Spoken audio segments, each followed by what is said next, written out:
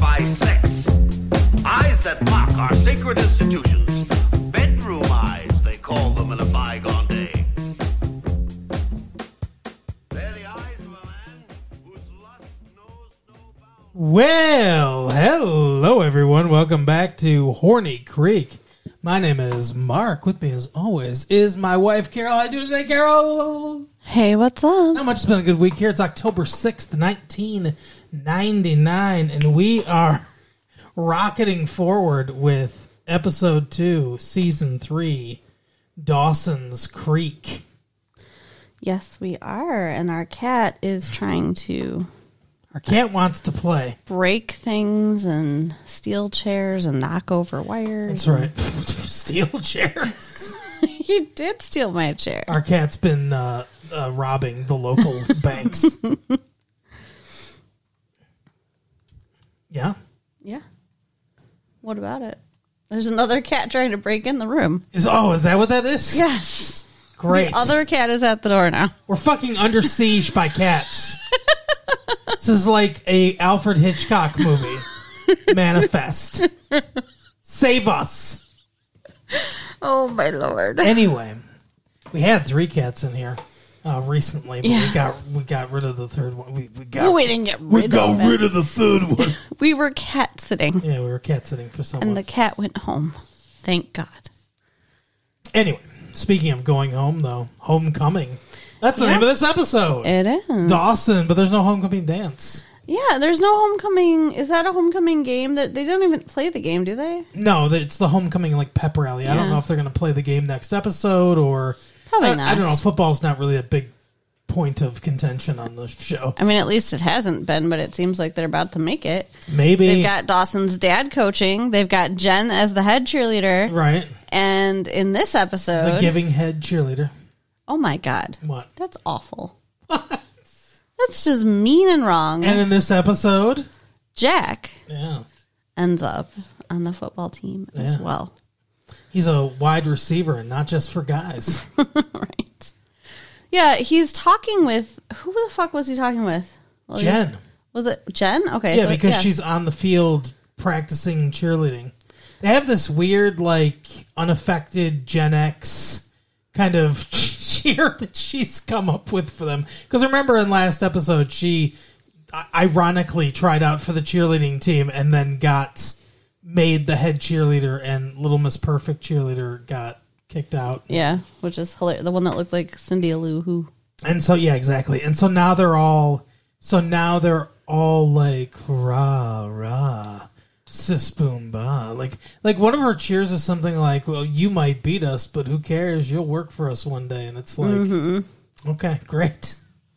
Yeah, and she's wearing fishnet stockings underneath her cheerleader uniform, which And all is the- ridiculous. All the ripped ones, too. Yeah. All the cheerleaders are dressing like her, and they're all taking on her blasé attitude from this football team that apparently hasn't had a winning season or hasn't won a game in 3 years. Well, they have a sign up at the pep rally that says, "We hope you make I hope you score this year.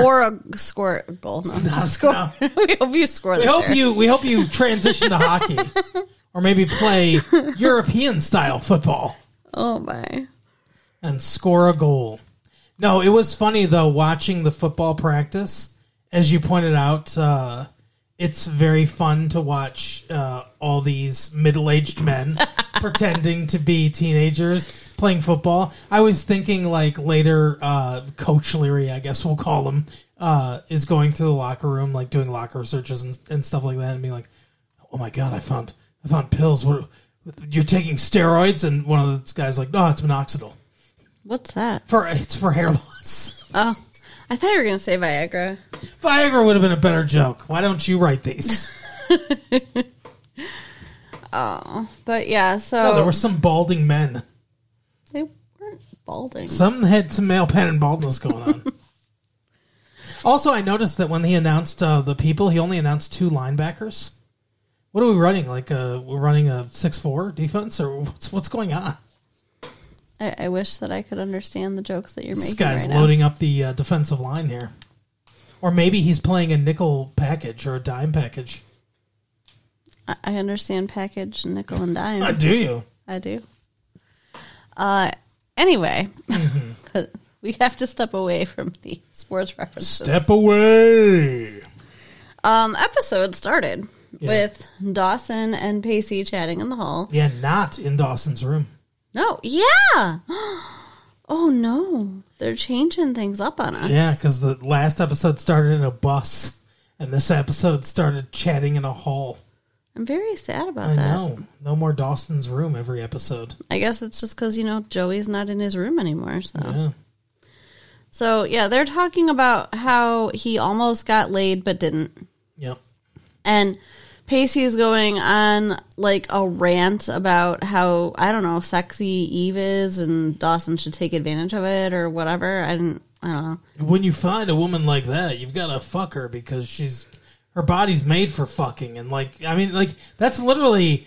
we know this is Horny Creek, and these are horny kids, but... literally, he said something... I mean, obviously, they didn't say fucking. Right. But literally, he said something like, her body's built for sex and built to be objectified or to be a sex object or something like that. And I was like, wow. Yeah, awful. I realized where I recognized her from, by the way. Eve. Where? She was Blinky in the Basketball Diaries. Really? Yeah, one of the blonde women. That makes sense. Blonde little girls that... Leonardo DiCaprio has sex with. Yeah, that makes sense. She reaches her hand out of a closet and yanks Dawson in. It's Scooby-Doo style. Yeah, I really don't like this. I don't like a lot of the jokes they made in this episode. They're going a little too corny. Yeah, not horny, but corny is Yeah. what she said, everyone. What would she do? Sneak in the closet and just wait and just she knows she doesn't even go to this school. Apparently she does now. I think it's a lie, but because we've never seen her do anything but interact with Dawson, I think she's stalking him. I don't know what the fuck's going on. You know what I thought to myself? I thought to myself, if they didn't already have a character that was having hallucinations and going crazy, that she would just be a hallucination. But I guess Pacey did see her interact with her, so. Yeah. That would be a little much. And he crashed the boat when she was trying to give him a blowjob or whatever, and she was seen by Pacey, or not Pacey. By Joey. Yeah. So anyway, but it's really weird because he sees her on the bus, and then she's in the strip club, and now she's a student, and it's just like, I'm whatever you need to be, Dawson. Yeah, it's weird. I'm not any of those things. I'm a fucking ghost. Oh yeah, and then she does I'm a girl standing in a closet asking a boy to kiss her. First of all, shitty fucking movie. Yeah, not good. We listened to our previous tape. We covered it. Second of all, again with the fucking corny shit. And third, we have no answers. No. I really want to know who she is. Like he said, I want to know who you are, why you're here. She's never explained herself. She gave a last name. Whitman. Yeah. Like Walt Whitman. She said something almost kind of poetic right before she said Whitman, and I thought she was saying that was Whitman, like she was quoting Walt Whitman. And then I realized that was her last name. So. Evie Whitman. But I don't like her. Is she going to be a mainstay of the cast now? Because I don't want her to be. I hope not. What is with all these shows deciding to expand the cast? They tried to expand Abby, and they had to kill her. Yeah, I don't get it. It's like they think that adding these characters is going to bring in more audience or something. Like, it's not. I guess. I don't know. Focus your show on the characters that you introduced to us, that you got us. Like, Jen does barely anything in this episode. She does her little ineffectual cheers, but, I mean, honestly, Michelle Williams gets maybe 5 minutes of screen time throughout the entire show, or the entire episode. Like, it's because we have to focus on all these fucking extra characters. All of them? Like, who else are you talking about? It's because we have to focus on extra characters. All right. Why are you arguing with me? I thought you agreed with me. I did, but then you went a little too far. Oh, okay. Although I guess we were also focused. Lord knows you've never exaggerated. We were also focusing on the underdog football player, too, though. So I guess the underdog. Right. So, yeah. So Eve is, like, molesting Dawson in a closet and says she goes to school there now, which I still don't believe. Right. And Pacey's just walking along talking to himself. We find out that Pacey is supposed to pick Andy up. Yeah. That she is being released from the mental institution. And he's made arrangements with her dad to surprise her by picking her up. I'm assuming this is Friday, instead of the dad going up and picking her up on Saturday. Right. She's also in the opening now, so she's going to be part of the show permanently, apparently. Yeah, I don't like her either. Well, I was off and on with her, but, yeah. She doesn't deserve him. As I have said many times, I still believe it. She's done nothing. We know how much you love Pacey. She has done nothing to redeem herself, so. But he does go with Joey to pick her up. Which is weird, by the way. Yeah, they keep putting these two together every once in a while to give them, I don't know, some screen time together. I don't know exactly why they're doing this. But, I mean, yeah, she wouldn't be his first choice. No. Doesn't make sense. He would probably go sooner with Michelle Williams. Right? Or, well, no, I don't think him and Jen hang out either. Maybe, why not Dawson, though? Jen's brother. Because Dawson has to fuck, what's her name? Yeah. Dawson is trying to get his dick wet this episode. That is his goal. Because she says to him, hey, this is an invitation to take your virginity, basically. Mm-hmm. So he has to go buy condoms. Yeah, there's a kind of funny scene, I guess, of him buying condoms. Well, it's funny because he goes up to the counter and he buys a bunch of shit he doesn't need or want, which is the cliche. And he's like, and then he's like, what? And there's two women behind him just rolling their eyes and laughing. At him, these two, it looks like they won a contest to be on the show or something like that. This is some big overacting for background people. Because, she's really... One is really rolling her eyes. Yeah. He's like, I'm in counter. He goes, we don't sell condoms behind the counter anymore, kid. Condoms are on aisle 6. Yeah. So then he goes and he's looking and he's like, it's worse than this breakfast cereal aisle. Why do people get embarrassed buying condoms? I've never understood that. It means you're going to have sex. Right? Be proud. Yeah, exactly. I mean, I bought condoms when I was... Well, I tried to buy condoms when I was 14. Mm-hmm. And the gas station clerk would not sell them to me. Okay. So I guess I should have felt embarrassed, but I didn't. But anyway, so he goes and he's looking, and then it's like a condom commercial. These two men appear beside him, and they're like, yeah, it's a hard choice sometimes. One guy's like, there used to only be two options, regular and Magnum for guys like me with huge cocks. And this guy does not look like a guy with a huge cock. No. Well, what's a guy with a huge cock look like? I don't know, but this guy was like, I don't know. You don't know? I don't know. Oh, okay. They look like you. There you go. That's the correct answer. But I'm just saying, I don't picture this guy as packing. No. No. He looks like an every Midwestern dad. Yeah. Even though this is supposed to take place in the East Coast. And then there's this other guy, and he's like, yeah, sheepskin, lambskin, thin... Ultra thin, ribs. Monostat. No, he said whatever that chemical is that they put, spermicide. But he said the chemical name for it, which was weird because nobody calls it that. I thought it was Monostat 7 or something like that. That's for yeast infection. Yeah, it was to prevent a yeast infection. No. If you have a yeast infection and want to have sex at the same time, you can get your treatments. No. That stuff will burn a dick. Don't do that. It'll burn the condom. It'll melt it to the dick. Don't do that. Yeah. Yeah. I coated my my penis in monoxide. Or whatever it's called. Monostat. And also, ladies, spermicide's bad for you. Don't use those either. I agree. You don't need it. I feel like I probably have already said this, but I'll say it again. This is my public service announcement, okay? I used to teach safe sex don't use classes. Condoms. No. Oh, good. Used to teach safe sex classes. Mm-hmm. And they left a spermicidal condom on the demonstration dildo thing overnight. It was wooden. And in the morning, the varnish was gone. Oh, yeah. That shit is powerful. It does not belong in your body. Nope. Takes varnish right off the wood. Take the varnish right off the inside of your vagina, so. Exactly. You want to make sure those walls are shiny. Anyway, so weird. So while this is going on, Pacey and Joey drive up to Insane Asylum land. It seems like, first of all, it's a place where she's been all summer, which is weird.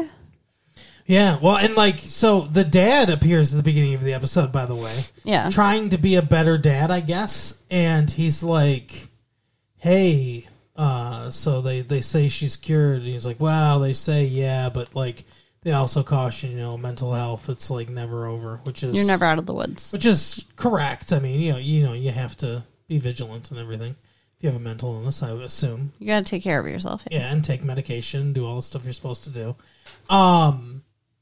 And then the Grams is there to deliver exposition for the audience, where she's just like, well, it's so nice that you moved your practice back over here so the kids can live here again. And so it's like, it's, that big choice that she made at the end of the episode, at the end of the season or whatever. It's like, yeah, okay, it's fine now.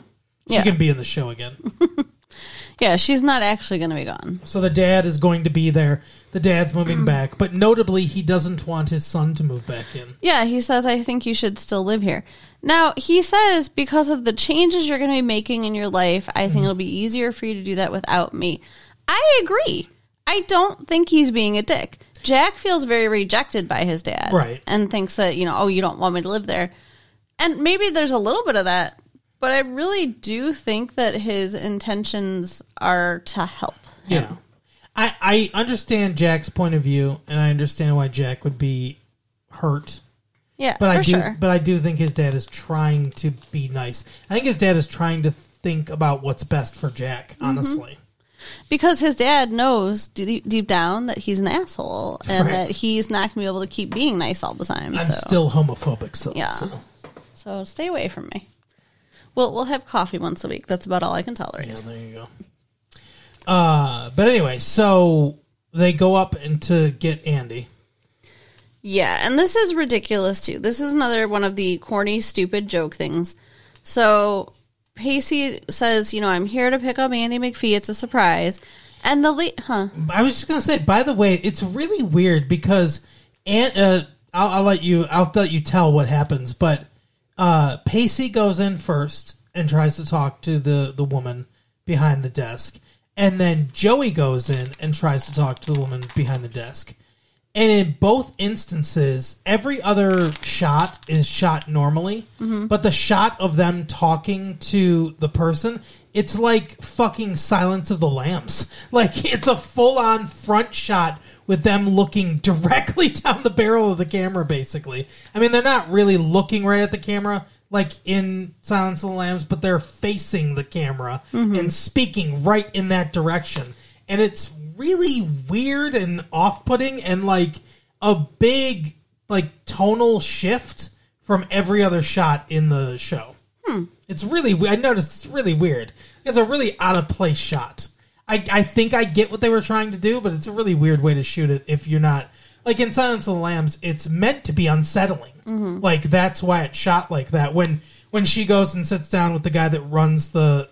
Maybe that's what they're making an allusion to. Actually, now that I think about it, because they're in a mental institution. Maybe. But when they go to the prison, the insane prison or whatever, where Hannibal Lecter is, and she sits down with that dude that runs the place, and he's like... hey, I feel like whatever. Or when she's talking to her boss at the FBI that says you need to go to talk to Hannibal Lecter. In both those instances, behind the desk, those guys are sitting behind the desk, and the camera's like right on their fucking face, and they're staring right down the barrel of the camera. And it's like, it's upsetting and stuff. And I think, Jonathan Demme did that to be upsetting. And maybe it's an illusion. Maybe it's an homage or whatever in this, but it like threw me off. I was like, it's a weird shot. Yeah.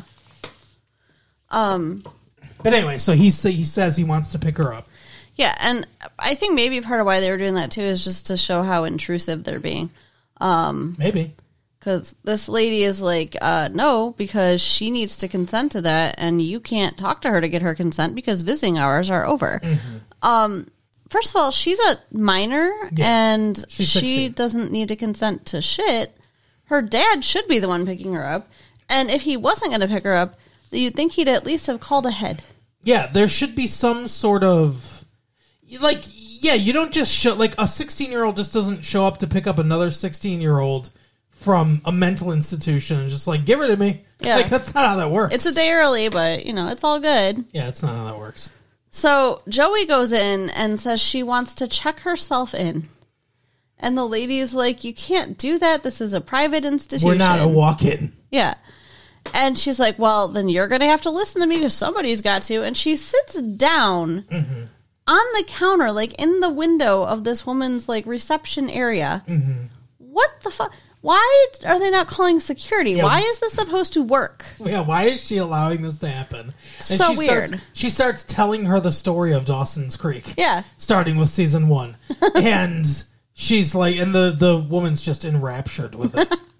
And so Pacey crawls past to go see Andy. No way this would work in real life. There are no other, like, that she's the only guardian of this entire place. There are no orderlies or anybody walking around. Right. It's after visitor hours, and apparently they're very strict about their visitor hours. So people can just wander through the halls of this place. Right. Like, It's very weird. yeah, there's no cameras. Like, it's very weird. So, and then he walks into Andy's room. How does he know where Andy's room is? That's a good question. Did Like- he? How many women did he barge in? Right? But he finds something very disturbing. Oh yeah, I hated this right away. Andy is sitting on the bed with a guy talking all close to each other. Yeah, Brian Benben's kid from Dream On. I have no idea what you're talking about. It's a show on HBO. Okay. Martin Tupper. That was his character's name. It's Martin Tupper's kid. I can't remember his name. David Tupper, maybe? Something like that? I don't remember. Okay. You know the you know the former model from that show Just Shoot Me? Yes. I think her name's Wendy Malick is the actress's name or whatever. Okay. But you know who I'm talking about, Nina right? Van Horn. Yes, Nina Van Horn, correct. You know her, right? Yeah. She played the mom, Okay. and Brian Benben played the dad. They were divorced and they had this child. Gotcha. It's like they would. It was about this guy Martin Tupper. He worked at a. Why are we doing this? He works at a publishing company, and he would go on dates and stuff like that. He was like navigating his life or whatever, but he would constantly think about old TV shows, like old TV, Like you. old TV clips would play in his head, like as commentary of what was going on. Yeah, it was kind of like that movie. It was kind of like that TV show Herman's Head, where everyone inside Herman's, like Herman's lost and his intellect. And so Herman's Head was a show where What are you fucking doing? Knock it the fuck off. he worked in Nobody a newspaper. wants to hear about Herman's Head. We talked about Herman's Head many years ago. Right now we're talking about Dawson's Creek.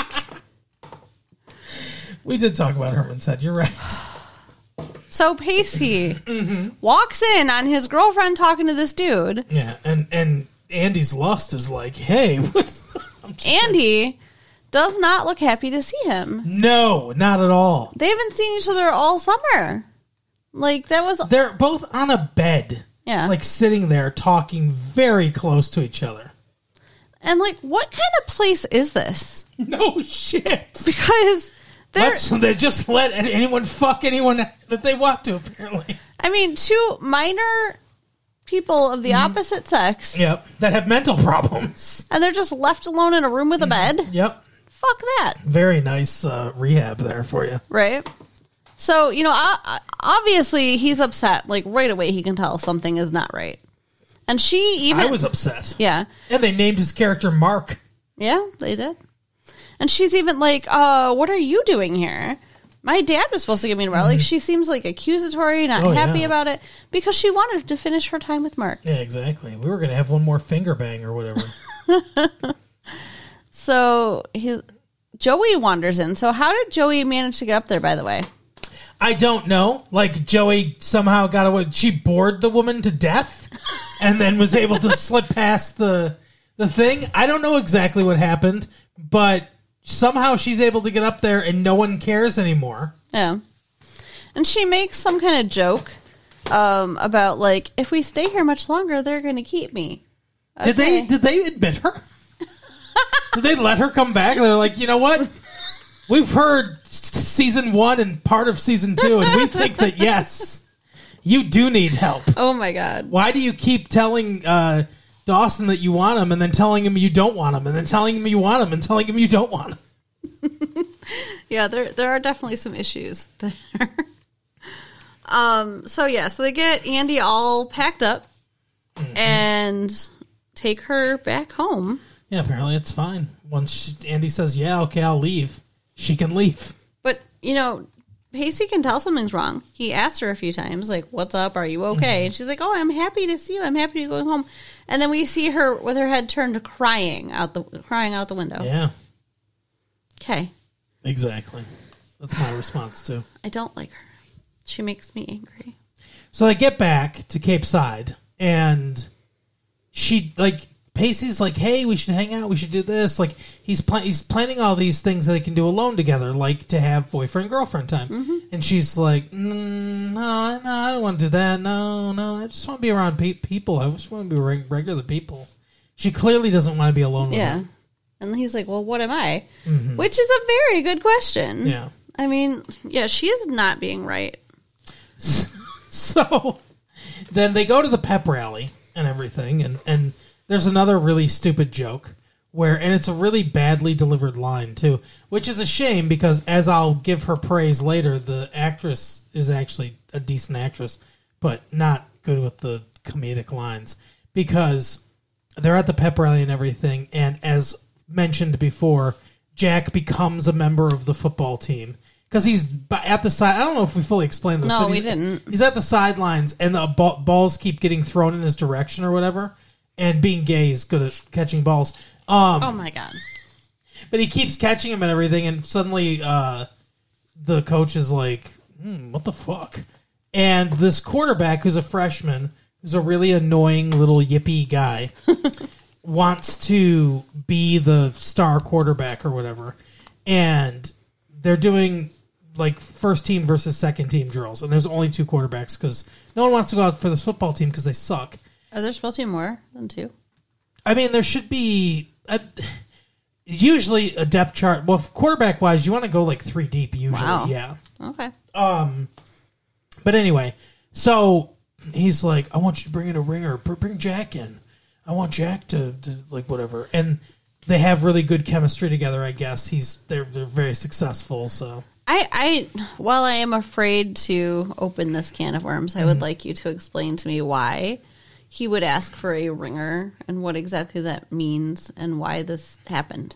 So a ringer is like a secret weapon, kind of, like somebody he's not on the team, so no one expects him to be there. But ringer implies like surprise and good, like skilled, right?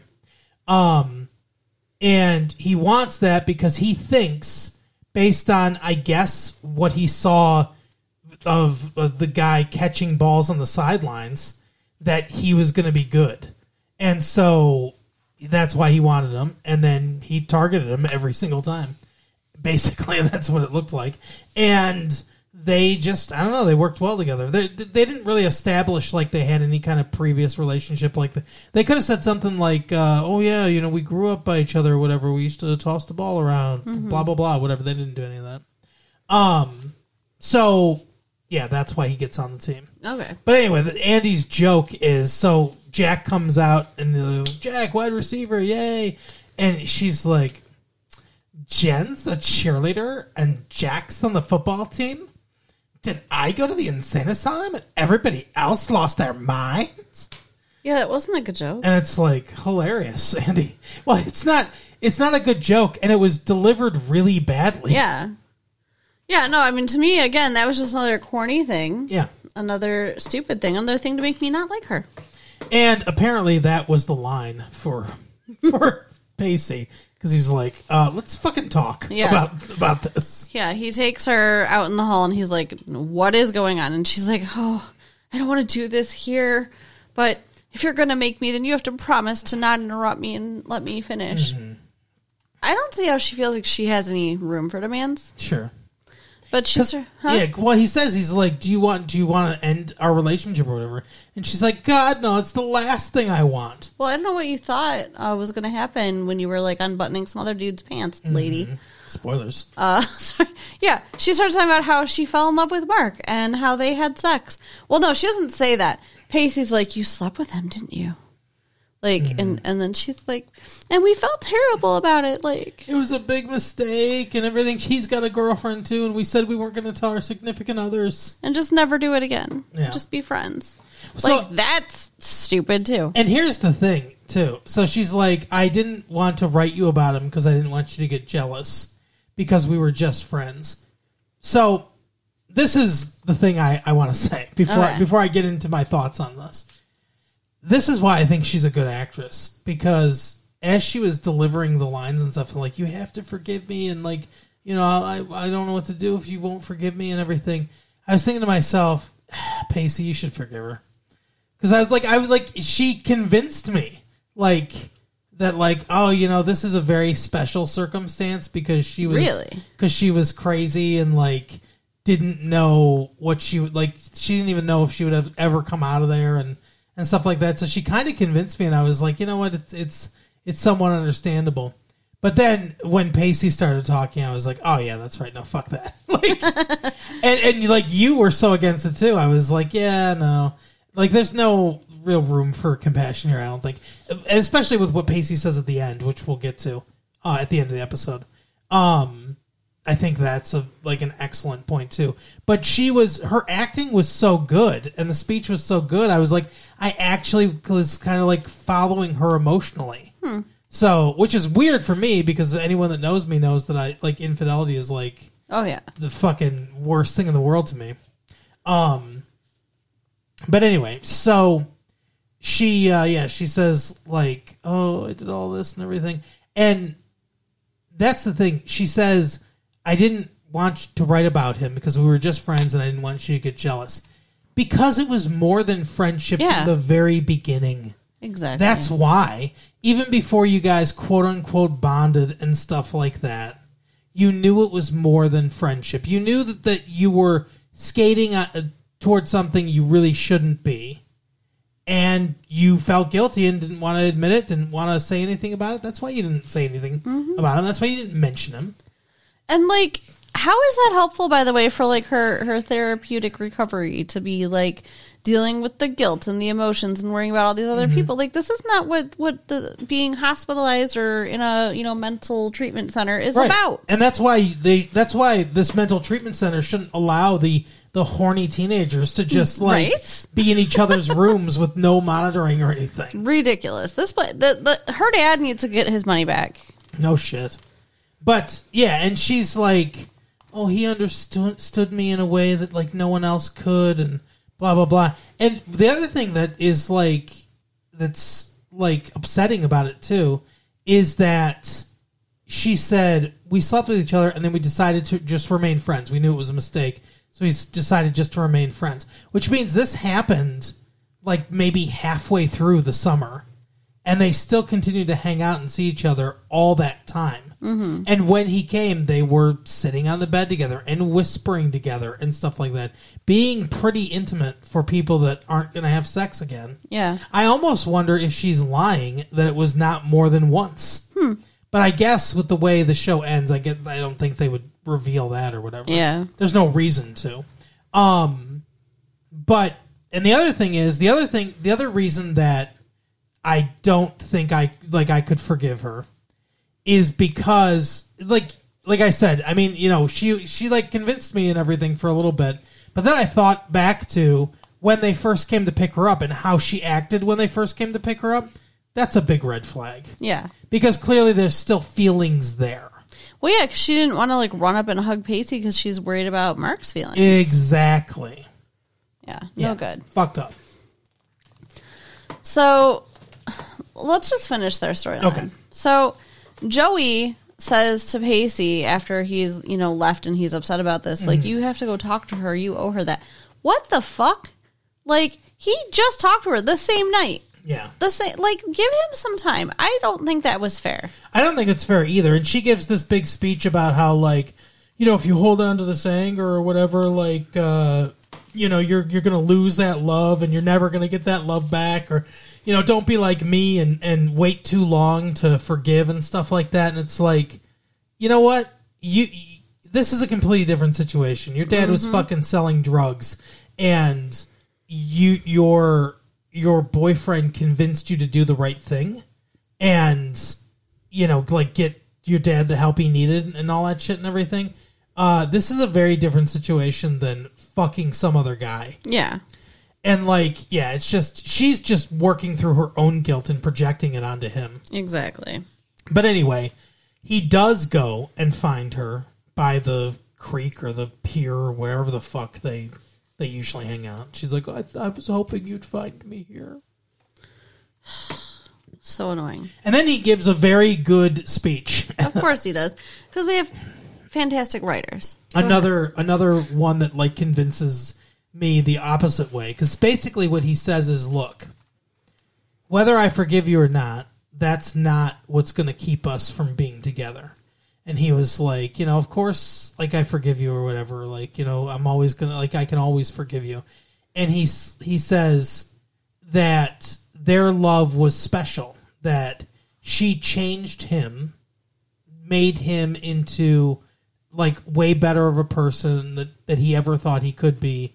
And, that they had this great love. And he says, basically what he says is, knowing that my love was not enough for you to get through this, because he really did stand by her. Oh, yeah. And, he was very instrumental in helping her get help and everything. And he's like, knowing that my love wasn't enough for you to get through all this, that's the thing I can't forget. He's like, I can forgive, but I'll never forget. And, I mean, it's basically there's no way I could go back to loving you the way that I did, because, you ruined it. Yeah. Which is completely fair. Yep. She deserves whatever she gets. So, apparently going to be part of the show, but not part of Pacey. No.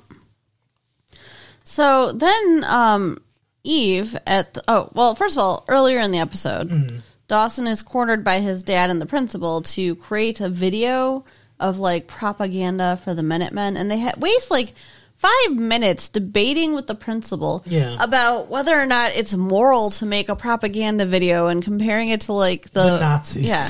It's so stupid. Calling it propaganda is pretty grandiose. Right. Comparing it to the Nazi films is fucking ridiculous. Yeah. It's a hype video for the students and the football players to get them excited about the football season. And by the way, it doesn't work. No. I don't know if you listens to any of what he put together while we see what's going on behind the scenes. But it's him doing a voiceover, and that famous scene of the bowling ball hitting the guy in the stomach and everything like that, where he's standing akimbo, letting it bounce off his stomach, and some other random dumb footage and stuff, and he's like, honor, integrity. If there's one word we could use to describe the Minutemen, it's quick. No, I don't know. But it's some dumb, it's not exciting in any way. No. And it's all grainy fucking black and white footage. There's no color footage of this football team? Yeah, it was weird. I don't think they put much effort into the footage for this. No, I mean, honestly, what if they wanted to show how good of a filmmaker and shit he was, they should have put together an ESPN style fucking montage of do something that's actually a hype video, and to get people excited. Well, the thing is, he didn't care about this video. Yeah, I guess nobody else cares about this video. Eve comes up to him while he's playing it and says, okay, now's the time, let's have sex. And he's like, but my video is playing. And she's like, that's a stupid reason not to have sex. And he agrees. And so then they go start making out behind the screen. Why directly behind the screen? Right. I was sure their silhouette was going to show. I figured they'd see. But what happens is dumber. Yeah, they sit directly on the controls. Well, he does. And the screen starts to go up, and then it goes down, and then it goes up. Yeah, something's going up. And eventually it reveals that her shirt's half off and his shirt's half off, and they're making out. And everyone starts cheering. That's the real hype video. Right. The whole school, including his father and Joey, see him make out with Eve. Jen's all happy about it. Jen tried to tell him how to eat out a girl. And, and he did not get it. But well, she was using, metaphors about, like, ice cream. Whipped cream. Ice cream and whipped cream, yeah. Anyway. Because he was like, do you have any tips or whatever? And she's like, well, do you go too fast or too slow? And he's like, I don't know. She goes, well, if an ice cream's melting, do you lick it or do you bite it? And he's like, I bite the fucking shit out of that. She's like, okay, too fast then. So, that was cute. Kind of cute's the way I would describe a ice cream metaphor for oral sex. But I don't know what else to say. I'm picturing Jen's face, and that's cute. Yeah. Ice cream-a-lingus. Oh, my God. So, Dawson decides after everyone clears out, and Eve's like, okay, let's go. Yeah, let's have sex. I want to fuck you. He's like, yeah, I don't think that I want to do that. This guy is never going to lose his virginity. No. He's insane. On his wedding night, he's going to be like, I don't know, it just doesn't feel that special. He basically says that he wants... the only reason he'd be having sex with her is... because she's hot. Yeah, because he wants to have sex with her, and that he wants to actually care about the person. He wants to have all the reasons. The first time I want to have sex, it has to be for all the reasons, for love and for lust and for blah blah blah blah blah. So when you're 25, you'll finally lose your virginity. Maybe. And let me tell you something. It's not going to be for all the reasons. No, because the first time is never for all the reasons. Nope. Like, you don't fucking understand. Like, they write such erudite dialogue for these kids, but at the end of the day, it's a well-written show because they're all just fucking stupid kids. Right? At 16 years old, you don't understand the depth of love that you can have for a person. It just doesn't really happen. Maybe it happens for 1 in a billion people or something like that, but it's not normal. No. What normally happens is you have to fall in love and out of love like 15, 20 times. You have to go through a bunch of relationships, learn things, and like get better at it and everything. There are very few people that can find someone and be like, oh, you're exactly what I want, and I'm exactly what you want. We know it ourselves well enough to know that about ourselves. It's so dumb. Yeah.